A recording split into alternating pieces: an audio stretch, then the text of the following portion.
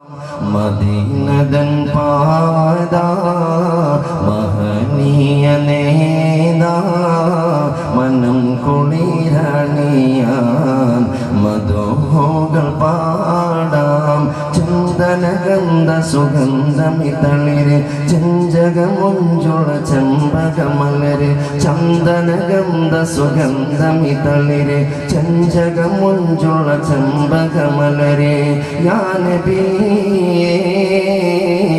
या रसूले या नबी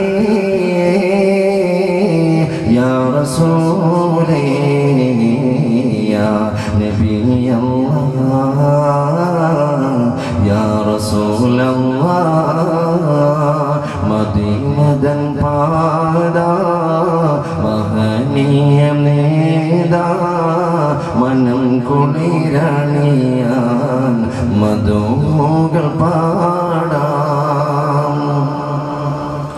ഇന്ത പൂത്ത നാട്ടിലായി പുത്തിടും ദീനിൻ കായികനേ സത്യപതാകതനെ നിടാൻ അണിയായി നാദന്റെ പടയണേ ഇന്ത പൂത്ത നാട്ടിലായി പുത്തിടും ദീനിൻ കായികനേ സത്യപതാകതനെ നിടാൻ അണിയായി നാദന്റെ പടയണേ മനമതിൽ മതമധുരമതനിധി മഹിമയിൽ വിളങ്ങിടും തിരുസൈനി മനമതിൽ മതമധുരമതനിധി മഹിമയിൽ വിളങ്ങിടും തിരുസൈനി ചന്ദനഗന്ധ സുഗന്ധമിതളിരെ ചഞ്ചകമുഞ്ചുള ചമ്പകമലരെ യാ നബി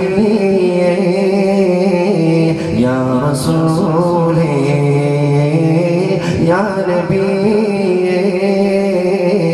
या रसूले या नबी अल्लाह या रसूल अल्लाह मदीनतन पादा महनीय नेदा मनम കുളിരണിയാൻ മധുകൾ പാടാം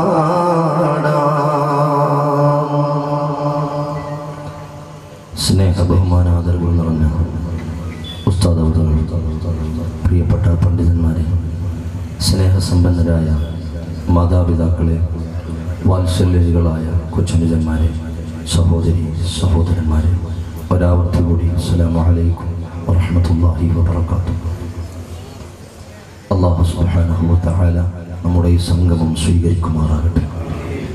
ജല്ല ജലാലായ അദീമായ റബ്ബുൽ ഇസ്സത്ത് നമ്മുടെ മുഴുവൻ പാപങ്ങളും പുറത്തു മാപ്പാക്കി തീരുമാറാകട്ടെ. ശിഷ്ടജീവിതം അവൻ്റെ ഇഷ്ടത്തിലായി ജീവിച്ച് അവൻ്റെ ഇഷ്ടദാസന്മാർ എപ്രകാരമാണോ ഈ ലോകത്ത് നിന്ന് ഇവിടെ പറയുന്നത് പ്രകാരം സുന്ദരമായ സ്വർഗത്തിൻ്റെ ചിത്രം കണ്ട് പുഞ്ചിരിച്ചുകൊണ്ട് സന്തോഷത്തോടെ ഇവിടെ പറയുന്ന മുത്തഖീങ്ങളിൽ അല്ലാഹു നമ്മെയും നമ്മോട് ബന്ധപ്പെട്ട നമ്മുടെ മാതാപിതാക്കൾ, നമ്മുടെ ഗുരുനാഥന്മാർ, നമ്മുടെ അഭ്യുതകാംക്ഷികൾ, നമ്മുടെ ഗുണകാംക്ഷികൾ, വിജ്ഞാനത്തിൻ്റെ വഴിയിൽ കൈപിടിച്ചവർ, പ്രഭാഷണ മേഖലകളിലേക്ക് കടന്നു വരുമ്പോൾ സഹകരിക്കുന്നവർ, നാം ദുആ കൊണ്ട് വസിയ്യത്ത് ചെയ്തവർ, നമ്മോട് ദുആ കൊണ്ട് വസിയ്യത്ത് ചെയ്തവർ, നാം പ്രാർത്ഥന കൊണ്ട് ആരോടൊക്കെ കടമപ്പെട്ടിട്ടുണ്ടോ മുഴുവൻ ആളുകളെയും അല്ലാഹു ആ മഹാഭാഗ്യത്തിൽ ഉൾപ്പെടുത്തി അനുഗ്രഹിക്കുമാറാകട്ടെ. സഹോദരങ്ങളെ, ദീർഘമായ ഒരു മുഖവരിയിലേക്ക് ഞാൻ കടക്കുന്നില്ല. എങ്കിലും അൽഹംദുലില്ലാഹ് ഈ ബദർ പള്ളിയുടെ കീഴിൽ സംഘടിപ്പിച്ചിട്ടുള്ള മഹത്തായ ഈ സംരംഭം തീർത്തും അത് ഒരാത്മീയ സദസ്സായി, ആത്മീയ വജസ്സുകൾ പെയ്തിറങ്ങുന്ന തേജോമയമായ ഒരു സദസ്സായി അല്ലാഹു നമ്മിൽ നിന്ന് സ്വീകരിക്കുമാറാകട്ടെ. ആ ഒരു നല്ല ചിന്തയോടുകൂടി കേവലം ആസ്വാദനത്തിന് വഴിമാറാതെ, അഭിപ്രായ പ്രകടനത്തിന് അവസരം കൊടുക്കാതെ, ശിഷ്ട ആത്മീയ ജീവിതത്തിലേക്ക് ഒരാന്തോളനത്തിനുള്ള വഴിത്തിരിവായി നമ്മുടെ സദസ്സ് മാറുന്നതിന് നല്ല ഉദ്ദേശശുദ്ധിയോടെ എൻ്റെ പ്രിയപ്പെട്ട സഹോദരങ്ങൾ, സഹോദരിമാർ, എന്നെ സാഗൂതം വീക്ഷിക്കുന്ന മുഴുവൻ ആളുകളും ശ്രദ്ധിക്കണമെന്ന് ഒറ്റവാക്കിൽ ഞാൻ ഓർമ്മപ്പെടുത്തുകയാണ്. നിങ്ങളൊക്കെ പ്രചാരണ പ്രവർത്തന പരിപാടികളിൽ നിന്ന് മനസ്സിലാക്കിയിട്ടുള്ളതുപോലെ നമുക്കൊന്ന് ചർച്ച ചെയ്യാനുള്ളത് യുവത്വത്തെ സംബന്ധിച്ച വളരെ പ്രധാനപ്പെട്ട ഒരു മാറ്ററാണ് നമുക്കൊന്ന് ചർച്ച ചെയ്യാം.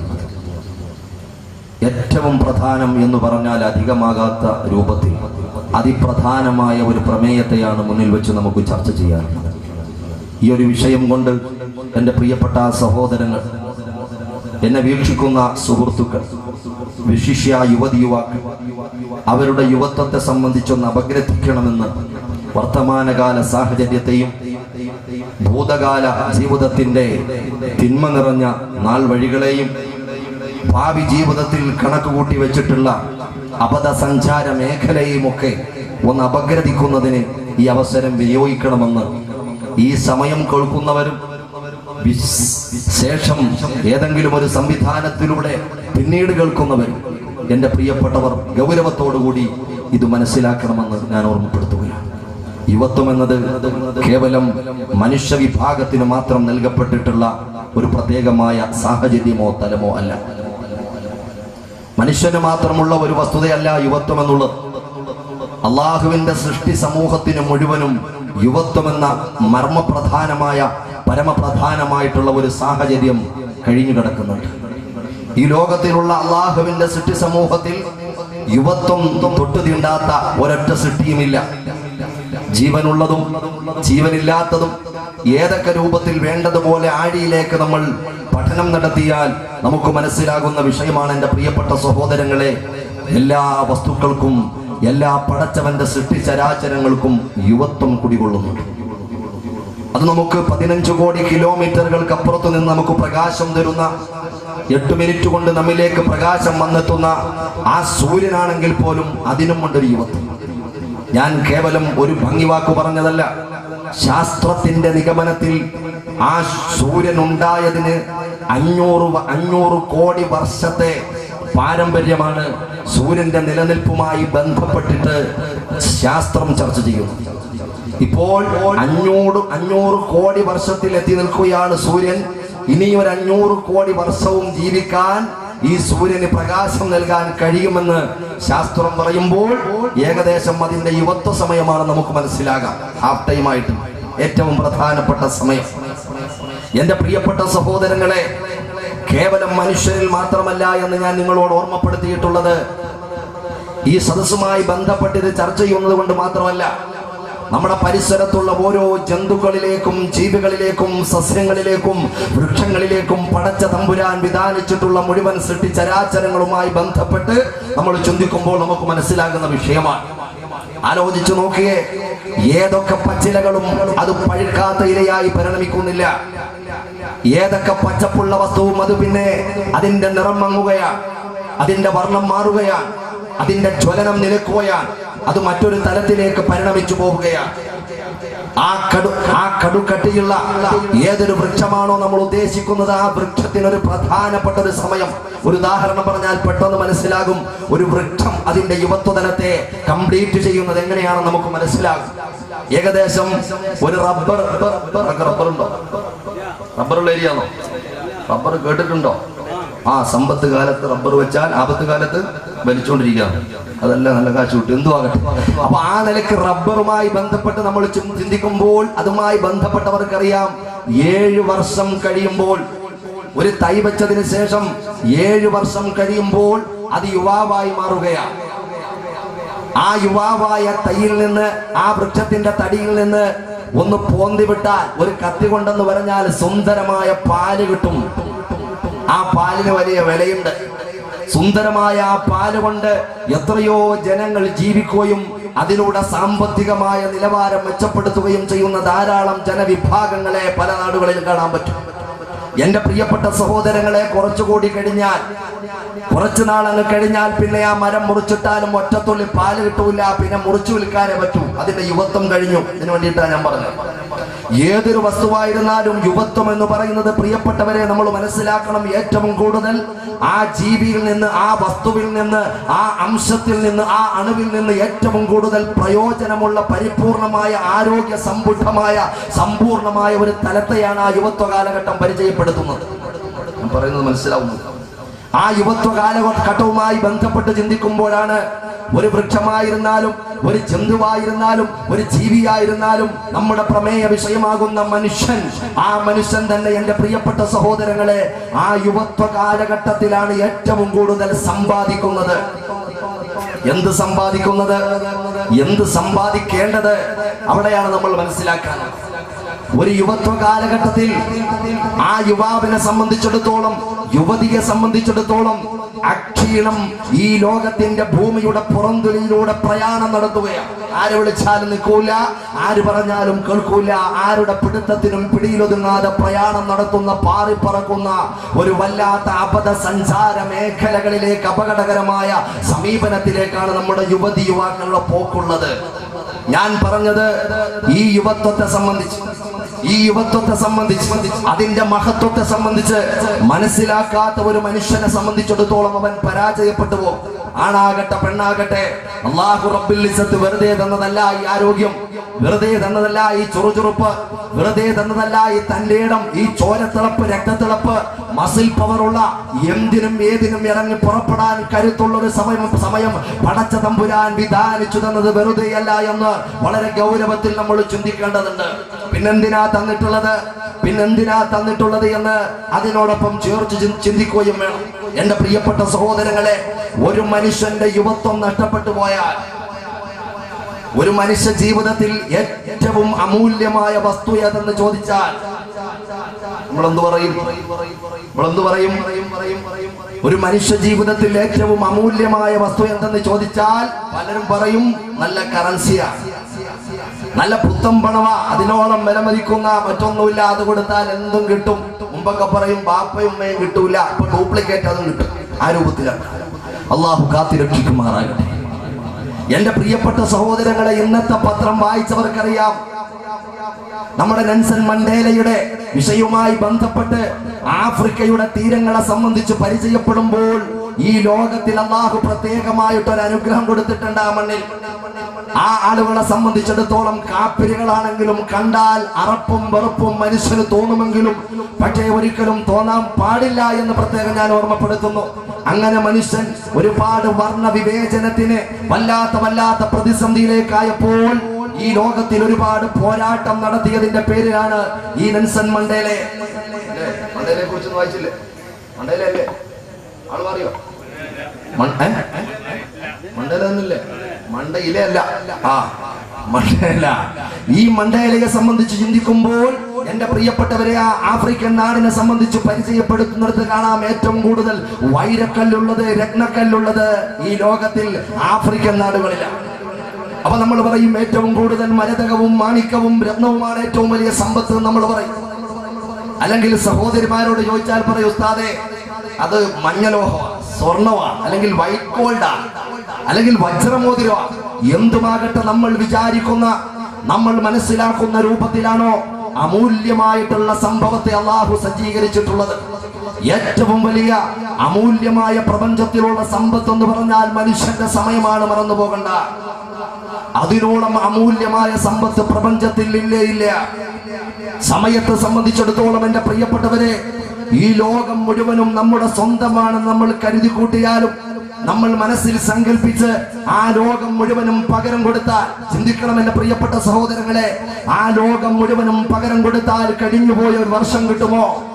കഴിഞ്ഞുപോയൊരു മാസം കിട്ടുമോ? കഴിഞ്ഞുപോയൊരാഴ്ച കിട്ടുമോ? കഴിഞ്ഞുപോയൊരു ദിവസം കിട്ടുമോ? കഴിഞ്ഞുപോയ ഏതെങ്കിലും ഒരു മണിക്കൂർ തിരിച്ചു കിട്ടുമോ? മിനിറ്റ് തിരിച്ചു കിട്ടുമോ? ഒരു സെക്കൻഡ് തിരിച്ചു കിട്ടുമോ? ഒരു മൈക്രോ സെക്കൻഡ്, ഒരു നാനോ സെക്കൻഡ് തിരിച്ചു വാങ്ങാൻ പറ്റുമോ? ഇല്ല. സമ്പത്തിന് പോലും തിരിച്ചു വാങ്ങാൻ പറ്റാത്ത കൊടിഞ്ഞു പോകുന്ന സമയമുണ്ടല്ലോ, കാലമുണ്ടല്ലോ, ഏറ്റവും അമൂല്യമായ നിധിയാകുന്ന ആ സംഭവം. അതിനെ സംബന്ധിച്ച് കൂടുതൽ ചിന്തിക്കണം. ആ കഴിഞ്ഞു പോകുന്ന കടത്തിണ്ണയുടെ ഓരങ്ങളിലും പറമ്പുകളിലും കളിച്ചും ചിരിച്ചും മതിച്ചും നടക്കുന്ന ഈ വർത്തമാനകാല സാഹചര്യത്തിലെ എന്റെ പ്രിയപ്പെട്ട യുവമിഥുനങ്ങളെ, കഴിഞ്ഞു പോകുന്ന ആരോഗ്യ സമ്പൂർണമായ സമയമുണ്ടല്ലോ, രോഗങ്ങൾ പിടിപെടാത്ത സമയമുണ്ടല്ലോ, അതിനെ സംബന്ധിച്ച് റബ്ബുൽ ഇസ്സത്തായ തമ്പുരാന്റെ മുമ്പിൽ നമ്മൾ കണക്ക് പറയാനുണ്ട്. ഇത് വെറുതെ തന്ന ആരോഗ്യമല്ല, വെറുതെ തന്ന സമയമല്ല. ഞാൻ പറഞ്ഞു വരുന്നത്, ഇത്രയും അമൂല്യമായ സമയങ്ങൾ വിവിധ രൂപത്തിൽ മനുഷ്യൻ ഏറ്റുവാങ്ങുകയാണ്. അല്ലെ, കുറെ നാൾ കുട്ടിക്കാലമായിട്ട് ഏറ്റുവാങ്ങുന്നു. നമ്മുടെ സമയത്തിൽ നല്ലൊരു സമയം കുട്ടിക്കാലമായിട്ട് നമ്മൾ ഏറ്റുവാങ്ങുകയാണ്. നമുക്ക് ബോധമണ്ഡലം വികസിക്കാത്ത സമയം, അല്ലെങ്കിൽ ഓടിക്കളിക്കുന്ന സമയം, ചാടിക്കളിക്കുന്ന സമയം, നജസേത് തഹൂർ ഏതെന്നറിയാത്ത സമയം, നന്മ ഏത് തിന്മ ഏതെന്നറിയാത്ത സമയം, കുറെ സമയം നമ്മൾ വേണ്ടതുപോലെ ഉപയോഗിച്ചു, നമ്മൾ അറിഞ്ഞു അറിയാതെ ഒക്കെ ഉപയോഗിച്ചു.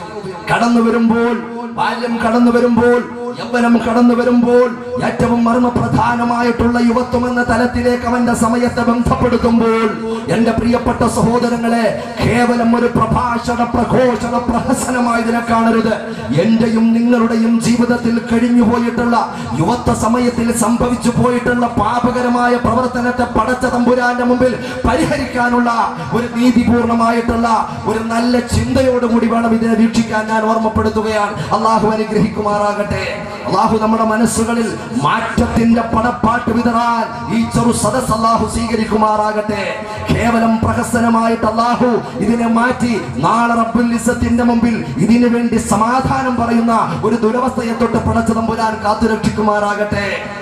എന്റെ പ്രിയപ്പെട്ട സഹോദരങ്ങളെ, പ്രഭാഷണത്തിനൊരു കുറവില്ല. ഞാൻ പറയുന്നു, പണ്ടത്തെക്കാൾ ജനങ്ങൾ പ്രഭാഷണങ്ങൾ കേൾക്കുന്ന കാലമാണ്. നിങ്ങൾ എന്തൊക്കെ അതിനെതിരെ പറഞ്ഞാലും എനിക്ക് കുഴപ്പമില്ല. പണ്ടുള്ള കാലത്തെക്കാളും പ്രഭാഷണങ്ങൾ അധികമായ ആളുകൾ കേട്ടുകൊണ്ട് നടക്കുന്ന കാലമാ. ഏതൊക്കെ ചെറുപ്പക്കാരുടെ മൊബൈൽ ഫോണുകൾ പരിശോധിച്ചാലും, മെമ്മറി കാർഡുകൾ പരിശോധിച്ചാലും 2GB-യും 3GB-യും 4GB-യും 8GB-യും അങ്ങനെയുള്ള GB-കൾ മുഴുവനും വിഭവങ്ങൾ കൊണ്ട് വിവിധങ്ങളായ വിഭവങ്ങളാകുന്ന വിവിധ പ്രഭാഷകരുടെ പ്രഭാഷണം കൊണ്ട് നിറഞ്ഞിരിക്കുകയാണ്. ഒട്ടും കുറവില്ല. പക്ഷേ അതിനോടൊപ്പം തന്നെ മറ്റു ഫോൾഡറുകളും അവൻ അടക്കം ചെയ്യപ്പെട്ടിട്ടുണ്ട്. ആ ഫോൾഡറുകളെ സംബന്ധിച്ച് ഇൻഷാ അല്ലാഹ് സാന്ദർഭികമായിട്ട് നമുക്ക് പറയാം. ആ പ്രഭാഷണങ്ങൾ കേൾക്കുന്നുണ്ട്. ആ ക്ലിപ്പിന്റെ തൊട്ടടുത്ത് തന്നെ വേറൊരു ക്ലിപ്പുണ്ട്. ആ ക്ലിപ്പ് വല്ലാത്തൊരു ക്ലിപ്പാ. ഞാൻ പറഞ്ഞത്, പ്രഭാഷണത്തിനൊരു കുറവുമില്ല, ജനങ്ങളുടെ സാന്നിധ്യത്തിനൊരു കുറവുമില്ല. പക്ഷെ എന്തുകൊണ്ട് എന്റെ പ്രിയപ്പെട്ട സഹോദരങ്ങളെ, ആ പ്രഭാഷണം ജീവിതത്തിലേക്ക്, ശിഷ്ട സമയങ്ങളിലേക്ക് ഒരു പ്രതിഫലനമായി പ്രകാശത്തിന്റെ അംശമായിട്ട് പോലും പരിണമിക്കാത്തതിന്റെ പ്രധാനപ്പെട്ട കാരണം എന്താ? പിന്നെ ആത്മീയ സദസ്സായിട്ട് നമുക്ക് പരിഗണിക്കാൻ പറ്റുമോ? നമ്മുടെ നിത്യജീവിതത്തിലേക്ക് അള്ളാഹുവുമായിട്ടുള്ള അടുപ്പം സിദ്ധിക്കുന്നതിന് കാരണമാകുന്ന രൂപത്തിൽ ഏതെങ്കിലും ഒരു വാചകമെങ്കിലും മാറിയില്ലെങ്കിൽ പിന്നെ ആ തടിച്ചുകൂടിയ പരാഭാരങ്ങളെ കൊണ്ട് എന്താ പടച്ച തമ്പുരാന്റെ മുമ്പില് എന്ത് പ്രത്യേകതയാണുള്ളത്? അള്ളാഹു കാത്തിരക്ഷിക്കുമാറാകട്ടെ. വേണ്ട വിഷയങ്ങൾ വേണ്ടതുപോലെ ചിന്തിക്കാനും പ്രവർത്തിക്കാനും പടച്ച തമ്പുരാൻ തൗഫീഖ് നൽകുമാറാകട്ടെ.